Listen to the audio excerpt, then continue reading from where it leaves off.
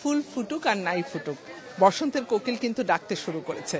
কাল দিন তারিখ মিলিয়ে ক্যালেন্ডারের পাতায় কাল বসন্ত এলেও আজই কিন্তু বসন্তের হাওয়া বইছে পুরো বইমেলা জুড়ে, এবং সেই বসন্তের হাওয়া কিন্তু পাঠক সমাবেশের এই প্যাভিলিয়নে এসে পড়েছে, এবং সেই বসন্তের আলাপেই আজ আমরা যুক্ত হয়েছি পাঠক সমাবেশ পাঠকের গল্পে। আপনাদের সবাইকে স্বাগত জানাচ্ছি, আমি জিনিয়া কবি সূচনা। শুরুতেই বলেছিলাম ফুল ফুটুক না ফুটুক বসন্ত এসে গেছে, পাঠক সমাবেশের গল্পেও তাই যুক্ত হয়েছে দুজন আমার খুবই প্রিয় পছন্দের লেখক, বসন্ত এবং ভালোবাসায় যাদেরকে আমরা স্মরণ করি। আমাদের সাথে আছেন কথা সাহিত্যিক আহমেদ মোস্তফা কামাল, আপনাকে স্বাগত জানাচ্ছি। অনেক ধন্যবাদ, আপনার সাথে দেখা হলো, ভালো লাগছে। আপনার সাথে দেখা হয়েও আমাদেরও ভালো লাগছে। আমাদের সাথে আছেন আলোকচিত্রী এবং লেখক নাসির আলী মামুন, আপনাকেও স্বাগত জানাচ্ছি। আপনাকেও ধন্যবাদ। পয়লা ফাল্গুনের অন্তিম লগ্নে, পয়লা ফাল্গুনের অন্তিম লগ্ন আমি দুজন কথাসাহিত্যিক, একজন কথাসাহিত্যিক এবং আলোকচিত্রীকে তো পেয়েছি, তাদের সাথে আমরা আড্ডায় জমে উঠবো। তবে এই লোভ নীল সামলাতে পারেনি, সে কিছুটা দেরিতে হলো এসে যুক্ত হয়েছে। আমি নীলের কাছে একটু যেতে চাই। নীল, আমার মাইক্রোফোনটা মাত্র অন হয়েছে, আমি এখনো বুঝতে পারছি না অন হয়েছে কিনা। যাই হোক, মানে আজকে বইমেলায় এরকম দুজন মানুষকে একসাথে পেয়ে যাব, মানে এটা ভীষণ রকম একটা ভালো লাগার। এরা সবাই আমাকে দেখতে চলে এসেছে, তারা এসেই কিন্তু বলেছে যে বসন্তের কোকিল যেহেতু চলে এসছে, কারণে তারাও মেলায় চলে এসেছে। তাহলে আমি বরং উঠে চলে যাই।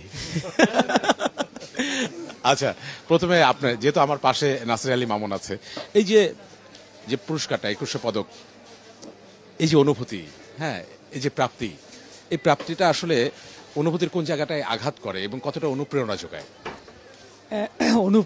অনুপ্রেরণার জায়গায় কিছুটা বিদ্বেষ অথবা বৈষম্য, যেটা আমি গত 5 বছর যাবত এই পদকের জন্য প্রত্যাশী ছিলাম, এবং প্রত্যেকবারই শুনি যে আমার নামটি ফাইনালাইজড হয়ে প্রধানমন্ত্রী দপ্তরে গিয়েছে, কিন্তু শেষ পর্যন্ত আমি পাই না। এইবার 6বার আমি আবার অ্যাপ্লাই করলাম প্রস্তাবকের মাধ্যমে, তো এইবার ঘোষণা দেওয়া হলো, তাতে তো আমার নামটি এসছে আলোকচিত্রে। আমি অত্যন্ত খুশি। পদকটি দিবে 20শে ফেব্রুয়ারি, এবং একই সঙ্গে এই বাংলা একাডেমির বইমেলায় এবার কথা প্রকাশ থেকে আমার একটি উপন্যাস বেরিয়েছে। সেই উপন্যাসটা আমার জীবনের প্রথম লেখা উপন্যাস। আমার পাশে যিনি বসে আছেন তাকে দেখে এমনি আমি ঘেমে যাচ্ছি, তারপরে এত বড় কথা শিল্পী মোস্তফা কামালের পাশে বসে আমি সাহসের সাথে বলছি, হ্যাঁ আমি উপন্যাস লিখেছি, কিন্তু ঔপন্যাসিক হতে আমি পারবো না, এটা আমি জানি, সেই মেধা আমার নাই। আপনি তো আলোকচিত্রের উপন্যাসিক। হ্যাঁ, এটা সত্যি, এই দাবি অন্তত করতে পারি। আচ্ছা, আহমেদ মোস্তফা কামাল, কালকে তো ভালোবাসা এবং বসন্ত একসাথে বইমেলাকে একাকার করে দেবে, এবং বইমেলার আমরা বলি যে রঙিন, কিন্তু কালকে দুটো রঙের প্রভাব বোধহয় বইমেলায় সবচেয়ে বেশি থাকবে, যে লাল এবং হলুদ। দেখা যাচ্ছে ওই যে হলুদ আর লাল, আমরা আগে থেকেই আসলে একটু প্র্যাকটিস করে নিচ্ছি। ফুল ফুটুক না ফুটুক কোকিল তো ডাকতে শুরু করে দিয়েছে।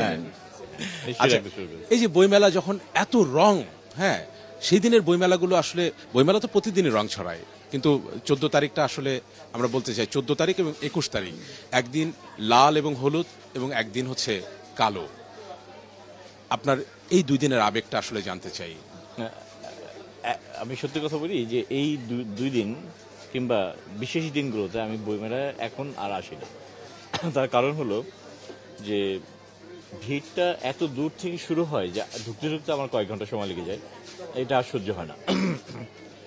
কিন্তু যখন আসতাম, নিয়মিত আসতাম, তখন আমার মনে হতো যে এই জনসমুদ্র, যেটা আসলে ওই দিন আর মেলা থাকে না, জনসমুদ্র হয়ে যায়, কিন্তু সেটা রঙিন জনসমুদ্র। হ্যাঁ, বিশেষ করে 14 তারিখের কথা বলি, পয়লা ফাল্গুন আসলে আজকে হওয়ার কথা ছিল, ক্যালেন্ডার চেঞ্জ হয়েছে, তো পঞ্জিকা চেঞ্জ হয়েছে, তো আজকে হওয়ার কথা ছিল। হতো কি, পয়লা ফাল্গুন, তারপরের দিন ভালোবাসা দিবস, সেই 2 দিন এত রঙিন থাকতো মেলা যে দেখে মনে হতো যে একটা ফুলের বাগানে চলে এসেছি। আচ্ছা, আর আর আর 21 তারিখ, যে 21 ফেব্রুয়ারি, ওইটা তো আসলে আমরা যেভাবে বেড়ে উঠেছি না, ওইটা কিন্তু আমরা শহীদ দিবস পালন করতাম, মানে শোক দিবস হিসেবে পালন করতাম। তো আন্তর্জাতিক মাতৃভাষা দিবস হিসেবে ঘোষিত হওয়ার পরে এইটা একটু অন্যরকম ফর্ম নিয়েছে, অন্যরকম, মানে শোকটাকে বাইরে রেখে কি আনন্দের উদযাপনটা বেশি হচ্ছে। কিন্তু আমাদের কাছে, আমরা তো আসলে ওল্ড স্কুলের মানুষ, আমি ভাই নাসির ভাইরা, তাদের কাছে কিন্তু ওই শহীদ দিবস, কারণ আমাদের স্মৃতিতে আছে হচ্ছে ভোরবেলায় খালি পায়ে আমার ভাইয়ের রক্তে রাঙানো 21 ফেব্রুয়ারি গাইতে গাইতে তারপরে শহীদ দিনে যাওয়া, এই স্মৃতিটা কিন্তু আমাদের আছে। এবং বইমেলা তখন 20 তারিখ সারা রাত বইমেলা খোলা থাকতো, ভোর থেকে খোলা থাকতো। ওই সময় আমরা যখন তরুণ ছিলাম তখন কথা বলি। তো তখনকার যে 21 ফেব্রুয়ারি আর এখনকার 21 ফেব্রুয়ারির ধরনটা একটু আলাদা। আমি আমি আমি ঠিক এখন বুঝতে পারি না যে এইটা কেউ ওই অনুভবটা করে উঠতে পারেন কিনা, যে শহীদ দিবস যে আমরা পালন করতাম ওই অনুভবটা করে উঠতে মানে এখন অনেকটাই মনে হয় যে মনে হয় কি এইটা তো দুটোই, একটা হচ্ছে আন্তর্জাতিক মাতৃভাষা দিবস আর একটা হচ্ছে জাতীয় শহীদ দিবস। এই দুটোই একসঙ্গে হওয়া উচিত আমাদের শ্রদ্ধা নিবেদনের জন্য। এই দুটোই একসঙ্গে হওয়া ভালো আমরা এটা এবং একটা আনন্দ বেদনার মিশেলে। আচ্ছা, এবার আবার একটু নাসির আলী মামুনের কাছে আসতে চাই। এই যে প্রথম যে উপন্যাসটা আপনি লিখলেন, মানে কেন আপনার মনে হলো যে একটা উপন্যাসের বই নাসির আলী মামুন লিখবে এবং বিষয়বস্তুটা আসলে কি? আমি তো আসলে প্রধানত কৌতূহলী মানুষ। ফটোগ্রাফি করি, অর্থাৎ পোর্ট্রেট ফটোগ্রাফি করি প্রায় 53 বছর। বহু মানুষের মুখচ্ছবি ক্যামেরা বন্ধ করেছি, অনেক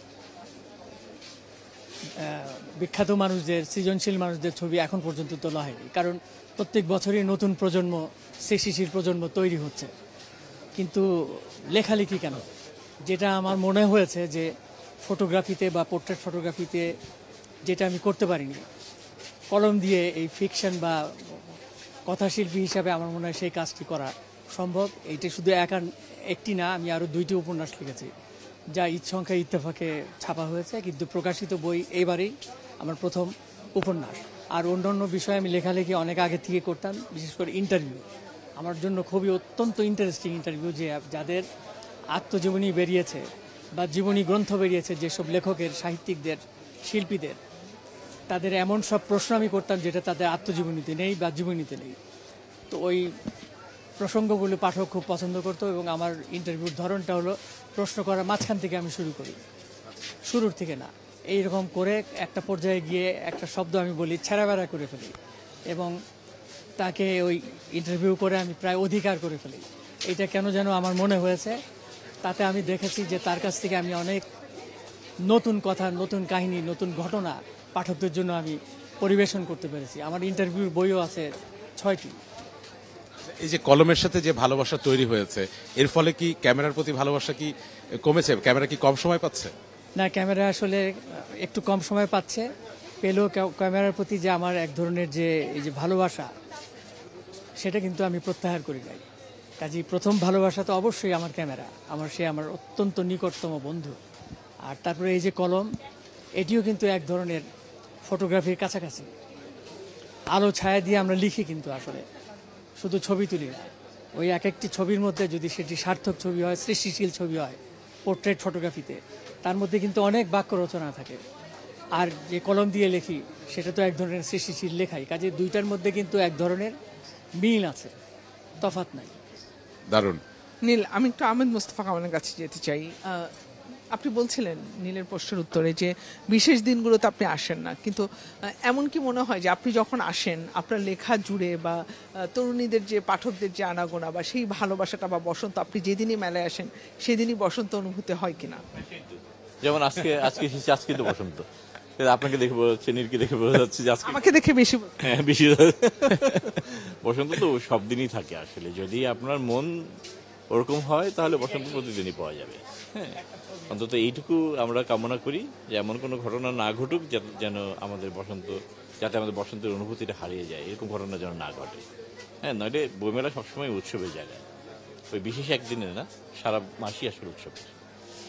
এবং সেই উৎসবের জায়গায় একটু জানতে চাই, এবারে বইমেলায় যে বইটি আপনার এসেছে সেই বইটি নিয়ে একটু মানে জানতে চাই, সেই বইটি নিয়ে যদি একটু বলেন। এটা গল্পগ্রন্থ, রূপনারায়ণের কোলে এই বইটির নাম। এটা বেরিয়েছে কথা প্রকাশ থেকে। তো গল্পগ্রন্থ তো বিভিন্ন ধরনের গল্প আছে, তার মধ্যে প্রধান শুটটা হচ্ছে একটু মরমিয়া টাইপের। আমাদের যে মরমী শিল্পীরা আছেন সারা দেশে, আমাদের যে মরমী চিন্তকরা আছেন, তারা যেভাবে চিন্তা করেন না, তার একটা ধরন এই গল্পের মধ্যে ধরার চেষ্টা করেছি আর কি। তো এটা হচ্ছে যে ধরেন আমরা যেগুলো দেখতে পাই না, দেখেও দেখতে পাই না, আমাদের চারপাশেই থাকে। হ্যাঁ, দেখবেন যে কিছু মানুষের কাছে সবসময় পাখি আসে, যে মানুষটা যেখানেই থাকুক তার সামনে কাছে পাখি উড়ে আসে, কিংবা একজন মানুষের কাছে উনি বসে আছেন, দেখা যায় যে অনেক বিড়াল কিংবা কুকুর, মানে অন্য ধরনের জীব মানুষ ছাড়া ওরা আশেপাশে ভিড় জমায় এবং তাকে ঘিরে রাখে। তো এরা আসলে কারা? এই মানুষগুলো কিন্তু আলাদা, এটা আমাদের যে কারো মানুষের মতো না। এরা কারা, এরা কি বহন করে এবং কি যোগাযোগ তাদের সঙ্গে স্থাপিত হয়, ওই সমস্ত কিছু নিয়ে বেশ কিছু গল্প আছে এখানে, যে আমাদের চেনা জগতের বাইরের একটা জগৎ, সেই জগতের সঙ্গে যে সংযোগ স্থাপন হয় কিছু কিছু মানুষের, তারা আসলে অকথ্য যন্ত্রণা ভোগের পরেই এই সংযোগটা প্রকৃতি তাকে স্থাপন করিয়ে দেয়। হ্যাঁ, তো ওরকম কিছু গল্প আছে, গল্প তার বলে দেওয়া যাবে না, গল্প ওরকম আছে। তবে এই কথা শুনতে শুনতে আমার ভিতরে যে প্রশ্নের একটা উদ্রেক ঘটেছে সেটা হচ্ছে যে এই যে আপনি বলছেন যে পাখি আসে, অনেক কিছু আসে, আমি জানতে চাই লেখকের কাছে এই যে ছোট গল্প, আপনার ছোট গল্প অনেক চরিত্র, এই চরিত্রগুলো কিভাবে আপনার কাছে পায়ে হেঁটে আসে, কিংবা এই যে গল্পের যে পটভূমি সেটা কিভাবে নাজিল হয়? হ্যাঁ, মানে আপনি কি আসলে কল্পনা নিয়ে ভাবেন নাকি আপনার বাইরের জগৎ আপনাকে প্রভাবিত করে? ওই বিষয়টা আমার খুবই জানার আগ্রহ। এইটা আসলে বোঝা একটু মুশকিলই, কারণ হচ্ছে কেন হয়, কেন এভাবে হয় এটা বোঝা মুশকিল। কারণ গল্পের যে ব্যাপারটা, গল্প কিংবা উপন্যাস যাই বলি না কেন, ধরুন একটা আমরা যারা লিখি তারা একটা মোটামুটি আউটলাইন তৈরি করে মাথার মধ্যে যে এই ধরনের একটা গল্প, হয়তো বা সেটা হতে পারে যে মাঝখানে কোনো একটা পংক্তি কিংবা প্রথম পংক্তি কিংবা শেষ পংক্তি, যে কোনো কিছু প্রথম পংক্তি হয়ে গেলে তো গল্প প্রায় হয়েই যায়। তো কিন্তু আমরা কিন্তু পুরো গল্পটা সাজিয়ে বসি না, আসলে এটা সম্ভব না, পুরো গল্পটা মাথায় কখনো তৈরি হয় না। লিখতে বসলে যেটা হয়, এটা কিভাবে হয় আমি জানি না, কিন্তু একটা স্রোতের মতো এই জিনিসগুলো চলে আসে। এমনকি যে চরিত্রের কথা আমি ভাবিইনি, আপনি যে চরিত্রের কথা জিজ্ঞেস করছিলেন, যে চরিত্রের কথা আমি ভাবিইনি সেই চরিত্র এসে এখানে হাজির হয়। কিভাবে হয় আমরা এখনো জানি না, হয়তোবা মানে ওই গল্প বলতে বলতে স্রোতে একটা চরিত্র চলে এসেছে। এটা কিভাবে হয় আসলে এই লেখকরা জানেন না।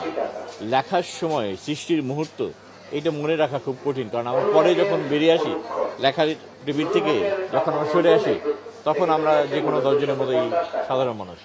ওই জগতের সঙ্গে আমাদের তখন মনে রাখা কিংবা কমিউনিকেট করা মুশকিল। ওইটার জন্য আলাদা একটা সময় লাগে কিংবা আলাদা একটা উপহার লাগে প্রকৃতির উপর।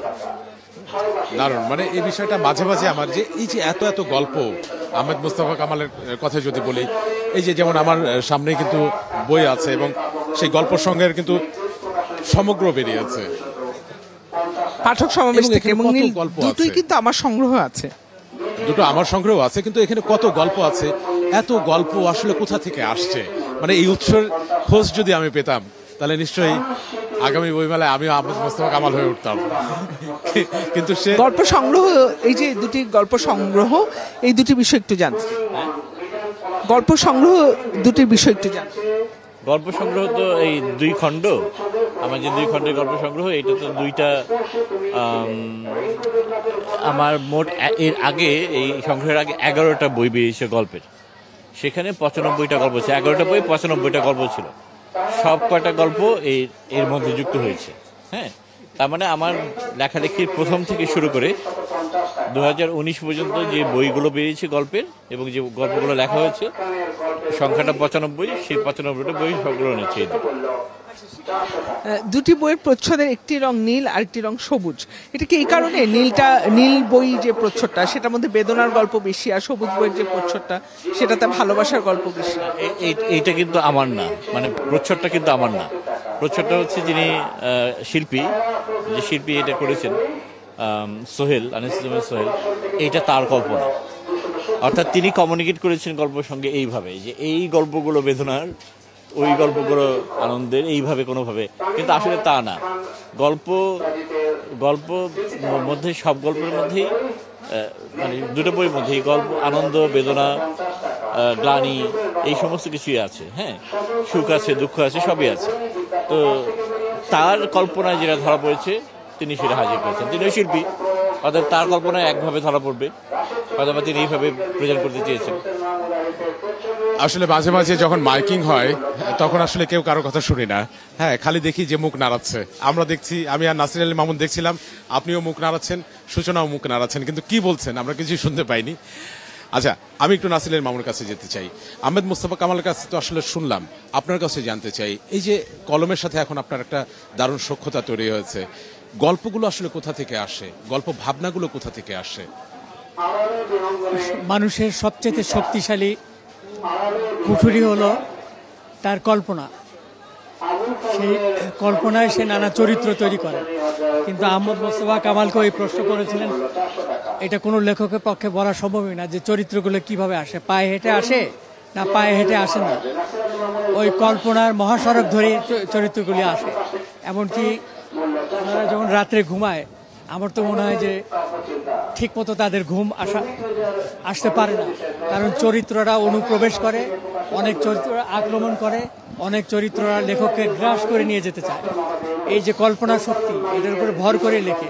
এবং যখন উপন্যাস বা গল্প লেখা শুরু করেন, আমি নিজেও দেখেছি, 3টা লিখেছি আমি, এরকম দেখেছি লিখতে লিখতে 10-12 পৃষ্ঠা হয়ে গেলে তারপরে যে আমি যেটা চিন্তা করেছিলাম যে কলম অন্যদিকে চলে যাচ্ছে, তো তখন কলমের স্বাধীনতা দেই, কলমকে বলি যে তুমি তোমার মতো চলো, আমি তোমার সঙ্গে আছি।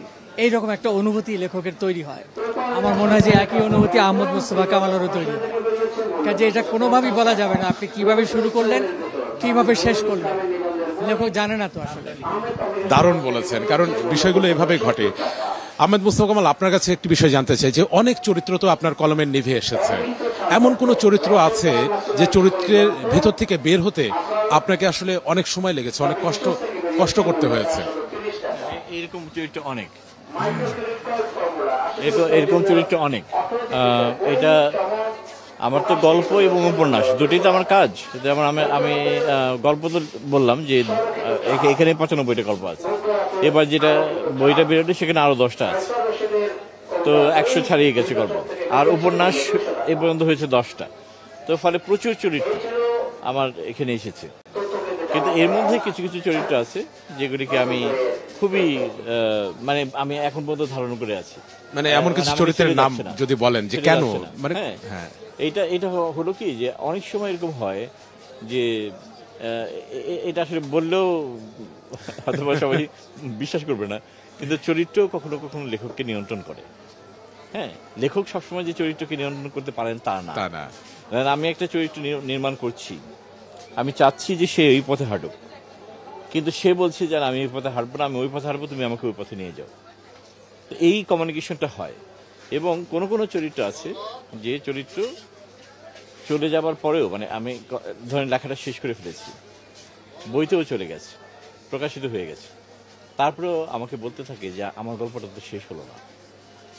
তো তেমন একটা চরিত্রের কথা আজকে বলি, যে আমার এই সম্প্রতি যে বইটা বেরোলো সেখানে একটা গল্প আছে প্রতিসম। হ্যাঁ, প্রতিসম মানে হচ্ছে সিমেন্টিক, মানে সবকিছু একই রকম লাগে। অপ্রতিসম হচ্ছে তার। তো এই গল্পটার যে চরিত্র, সে ঠিক স্বাভাবিক জীবনযাপন করতে পারে না, কারণ তার ছোটবেলায় খুবই মর্মান্তিক একটা ঘটনা ঘটে, তারপরে তার জীবনটা পরিবর্তিত হয়ে যায়। এবং সে এমন কিছু শোনে, এমন কিছু দেখে যা অন্য কেউ দেখে না কিংবা শোনে না। তার মধ্যে একটা হচ্ছে যে এই মহাবিশ্বের যে শেপ, আপনি যদি মাটিতে শুয়ে থাকেন এবং উপরের দিকে তাকান, দেখবেন সবকিছু গোলাকার। এটাকে স্ফেরিক্যাল সিমেট্রি বলে বিজ্ঞানের ভাষায়। হ্যাঁ, স্ফেরিক্যাল সিমেট্রি, গোলাকার, সবকিছু দেখতে গোল গোল লাগে সবকিছু। তো এই জিনিসগুলো সে এখন এই পুরো মহাবিশ্বের যে আকারটা, শেপটা, সেটা সে ভেতর থেকে দেখতে পায়, তার এই ক্ষমতাটা জন্মে যায়, কিন্তু সে কারোর সঙ্গে কথা বলে না। কিন্তু এই গল্পটা আমি শেষ করেছি, গল্পটা লিখেছি, গল্পটা প্রকাশিত হয়েছে, গল্পটা বইতেও গেছে, কিন্তু এই চরিত্র আমার সঙ্গে কথা বলে, আমাকে বলে যে আমার গল্প তো শেষ হয়নি, তুমি এখানে শেষ করেছো কেন?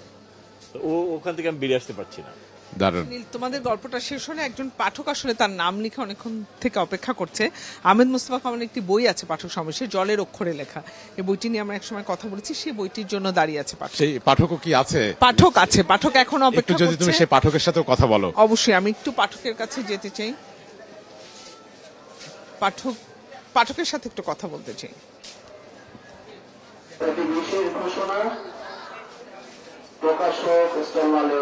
আচ্ছা, আগে অটোগ্রাফটি দিতে থাকুক লেখক, আমি একটু কথা বলতে চাই। আহমেদ মোস্তফা কামালকে কেন ভালো লাগে? যে আমি এটাই প্রথম বই কিনতেছি। বই। আচ্ছা, জলের অক্ষরে লেখা কেনা হলো কেন, কেন কিনতে ইচ্ছে হলো? আমার হচ্ছে গিয়ে যে বইয়ের যে পরিচিতি লেখা ওটা একটু ইন্টারেস্টিং লাগছে, ওটা একটু আর কি সৃজনশীল হইতে লেখা এই কারণে নিয়েছি। বই পড়া হয়? অল্প বেশি। আজকে বইমেলায় প্রথম আসা হয়েছে? এই যে একটা বই পছন্দ হলো এবং লেখককে পাওয়া গেল, এই অনুভূতিটা একটু জানতে চাই। শুধু সারাদিন ধরে ঘুরতেছে, এখন পর্যন্ত কোনো বই কিনা হয়নি, এই প্রথম কিনতেছে, ভালো লাগছে।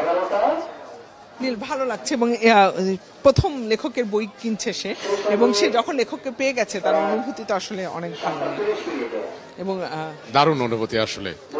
হ্যাঁ, এই অনুভূতিগুলো আসলে সুন্দর এবং বইমেলায় আমরা এই অনুভূতির দেখাই আসলে পাই। নাসির আলী মামুন, আপনার কাছে জানতে চাই একটি বিষয়, সেটি হচ্ছে যে এই যে আপনার যে নতুন বইটি এসেছে, এই বইটির বিষয়বস্তু কি? নতুন বইটি যেটা এসছে তার নাম হেম বেহাগের মহারাজা। এটা উস্তাদ আলাউদ্দিন খাঁর একটা বড় রাগ তিনি সৃষ্টি করেছিলেন, যেটা এখনো চালু আছে তার শিষ্যদের মধ্যে, তার একটা শ্রেষ্ঠ রাগ, এবং সেই নামে আমি বইটা করলাম এবং তাকে আমি যাদেরকে উৎসর্গ করলাম তাদের কাছে এই কাহিনী আমার শোনা, বিশেষ করে উস্তাদ বাহাদুর হোসেন খান, আলী আকবর খান এবং মোবারক হোসেন খান। তাদের কাছে যেসব কাহিনী শুনেছি ওগুলি কিন্তু তার কোনো জীবনীতে নাই আলাউদ্দিন খাঁ সাহেবের। যেটা আমি বললাম এইমাত্র যে তার কোনো পূর্ণাঙ্গ জীবনী নাই। সেই জন্য উপন্যাস লিখতে গিয়ে আহমদ মোস্তফা কামাল যেটা বলল, আমিও তার সাথে একমত। এই কারণে যখন আমরা ক্লান্তিতে ঘুমাতে যাব রাত্রে, একাকী, চারিদিকে নিস্তব্ধ, তখন কিন্তু চরিত্ররা আসে, নানাভাবে আসে। তারা অনেকে অনুপ্রবেশ করে, আক্রমণ করতে চায়, বোঝাপড়া করে, অনেক কিছু। যেটা বললেন উনি যে আমি তো তোমাকে ছাড়িনি, তুমি গল্পটা শেষ করলে কেন, বা তোমার কথা শিল্প বন্ধ হয়ে গেল কেন, এইটা এরকম বোঝাপড়া কিন্তু লেখকের হয় কিন্তু, এবং অনেকে অসুস্থ হয়ে পড়েন পর্যন্ত এত চরিত্ররা ঘিরে, এবং তারা সবাই তার মধ্য দিয়ে এই লৌকিক সমাজের পাঠকের কাছে তারা উপস্থাপন করতে চায় নিজেদের, এরকম মনে হয় কিন্তু কথাশিল্পীদের কাজে। এটা খুব গুরুত্বপূর্ণ জিনিস, তাদের সাথে বাহাস করা, তাদের সঙ্গে বসবাস করা, তাদের সঙ্গে ডায়ালগ করা। প্রত্যেকটা কথাশিল্পী আমার মনে হয় করেন, না করলে তো এই ধরনের কথাশিল্প রচনা করাই সম্ভব না। আপনি কলম নিলেন আর লিখলেন না, এইভাবে না। মনের মধ্যে অনেক বোঝাপড়া, চরিত্ররা আসে, কাকে রাখবেন কি রাখবেন না সেই চিন্তাও আপনার আগে থাকে, কিন্তু যখন কলম ধরেন তখন যেটা উনি বললেন আপনাকে অন্যদিকে নিয়ে যায়, সেটাও সৃষ্টিশীলতার একটা আরেক দিক, আরেকটা ফোল্ডার ওপেন করে, সেটা লেখক অবশ্যই স্বাগত জানায়। আচ্ছা, একেবারে আয়োজনের শেষ দিকে চলে এসেছি আমরা। আয়োজনের শেষ দিকে একটু জলের অক্ষরে লেখা নিয়ে আমার একটু জানার ছিল, সেটা হচ্ছে আহমদ মুস্তফা কামাল, জলের অক্ষরে লেখার ভূমিকাতে আপনি লিখেছেন যে এই গল্প গভীর বেদনার এবং অলৌকিক আনন্দের, গভীর বেদনা এবং অলৌকিক আনন্দের সম্পর্কে একটু জানতে চাই। এই উপন্যাসের যে পটভূমি এবং তার যে বিস্তার, সেখানে যেমন খুবই গভীর বেদনার ভেতর দিয়ে কোনো কোনো চরিত্রকে যেতে হয়েছে, যে সে তার সবই হারিয়েছে, একজন প্রধান চরিত্র, প্রোটাগনিস্ট, তারপরে সবই হারিয়েছে, সেটা যেমন যেতে হয়েছে, আবার গভীর আনন্দও পেয়েছে এই পৃথিবী থেকে, এই জীবন থেকে। এরকম একাধিক চরিত্র আছে যে এই মিলেই আসলে জীবন। হ্যাঁ, গভীর বেদনাও থাকে এবং অলৌকিক আনন্দও থাকে, এবং অলৌকিক আনন্দের ভার বিধাতা যাহাকে দেন তার পক্ষে বেদনা অপার। এটা রবীন্দ্রনাথের লাইন। অলৌকিক আনন্দের ভার বিধাতা যাহাকে দেন তার পক্ষে বেদনা অপার। অতএব আপনারা যা পড়ে আনন্দিত হন তা লিখতে গিয়ে ওই লেখকের বুকের ভিতরে রক্তকরণ হয় এবং ক্ষরণ হয়, এবং সেজন্যই ওই বেদনাটা আছে বলেই এই লেখাগুলো তৈরি হয়। এই কারণেই জলের অক্ষরে লেখা। আচ্ছা, আমি যেতে যেতে যে প্রশ্নটা আসলে করতে যাচ্ছিলাম, যে পৃথিবী তো এগিয়ে যাচ্ছে এবং আমরা এই যে কথা প্রসঙ্গে বারবার বলছি যে কলমের নিভে যে প্রেমগুলো আসছে, যে গল্পগুলো আসছে, কিন্তু পৃথিবী যেহেতু এগিয়ে গেছে, কলমে কতটা লেখা হয় আর কম্পিউটারে কতটা লেখা হয়? মানে লেখা কি এখনো কলমেই হয়? না, কম্পিউটারে বেশি হয়। কলমে আমি শুরুতে দেখা যায় যে আমি এখনো কিন্তু আমার কাছে ফোন থাকে, ল্যাপটপ থাকে, এগুলি থাকে, কিন্তু আমি এখনো ওখানে নোট নিতে অভ্যস্ত না। এখনো আমার সঙ্গে একটা নোট বই থাকে, কলম থাকে, এবং আমি সাধারণত রাস্তাঘাটে কিংবা অবসর সময় হয়তো বা কিছু একটা মাথায় চিন্তা আসতো, ওখানে লেখা হয় প্রথমে। কিন্তু পুরো গল্পটা লেখার সময় আমি কম্পিউটারে বসি, কারণ বারবার তার এটা করা যায় না, তো এই জন্য এখন কম্পিউটারে বসি পুরো গল্পটা লেখার সময়। একই প্রশ্ন আপনার কাছেও। যেটা আহমদ মোস্তফা কামাল বললেন, আমারও কিন্তু একই কথা।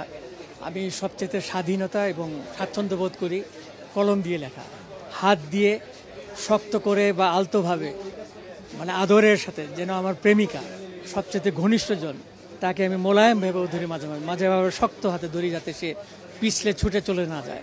কাজে কলমটাকে আমি সবচেয়ে বেশি, আমি মনে হয় যে এটা আমার জন্য একটা ফ্রন্টিয়ার ওপেন করে, যেটা কম্পিউটার করে না।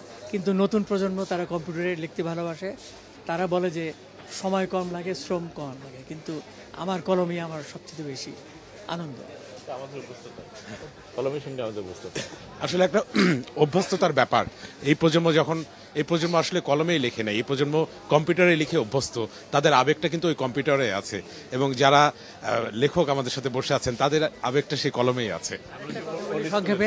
সংক্ষেপে আরেকটা বলি যে মেকানিজম যে কম্পিউটারের সঙ্গে কলমের কিন্তু অনেক পার্থক্য আছে।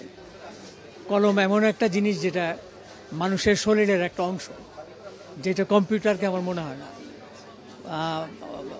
সে মোবাইল ফোনকে মনে হয় না। এটা আমার কাছে মনে হয় যে দূরাত্মীয়, কলমকে মনে হয় যে আমার আত্মীয়, আমার সবচেয়ে ঘনিষ্ঠ বন্ধু, এটা মনে হয়। এটা আপনার মনে হয়, কিন্তু আমার আর সূচনার কাছে মনে হয় মোবাইলটাই আমাদের আত্মীয়, কারণ সেটা না হলে আপনাদেরকে খুঁজে পাওয়া সম্ভব না। আরেকটা জিনিস হলো, কিন্তু মোবাইল বা কম্পিউটার হৃদয়ের সাথে সরাসরি সংযোগ স্থাপন করতে তার দেরি হয়, যেটা কলমের সাথে দ্রুত হয়ে যায়। কলমই নিয়ে যায় আপনাকে, ও নানান চরিত্র সৃষ্টি করতে থাকে। আমরা চাই সেই কলমটা আজীবন আপনাদের বন্ধু হয়ে থাকুক এবং নানা চরিত্রে ভরপুর থাকুক, এবং সেই চরিত্রের মধ্যে আমরাও আসলে অবগাহন করতে চাই। এবং এই মুহূর্তে আমরা পাঠক সমাবেশ পাঠকের গল্পে ছিলাম, এবং আমাদের সাথে ছিলেন আলোকচিত্রী নাসরিন আলী মামুন, এবং আমাদের সাথে ছিলেন আহমদ মোস্তফা কামাল, এবং দুজনেরই দারুণ দারুণ আসলে জীবনের গল্পগুলো শুনছিলাম। এবং দুজনেরই বই কিন্তু এই পাঠক সমাবেশ প্যাভিলিয়নেও আছে, এবং যারা পাঠক সমাবেশ প্যাভিলিয়নে আসছেন তারা চাইলেই নাসরিন আলী মামুনকেও নিয়ে যেতে পারবেন, আবার আহমেদ মোস্তফা কামালকেও নিয়ে যেতে পারবেন, মানে বই নিয়ে যেতে পারবেন। তাদেরকে তো আমরাই আটকে রাখবো, সূচনা শেষ করতে হবে। নিশ্চয়ই গল্পগুলো আরো জমা হোক এবং গল্প সংগ্রহ করতে থাকুন আপনারা। পাঠক সমাবেশের প্যাভিলিয়নে আসুন এবং আমাদের গল্পে যুক্ত হন। আজকের মতো বিদায় নিচ্ছি।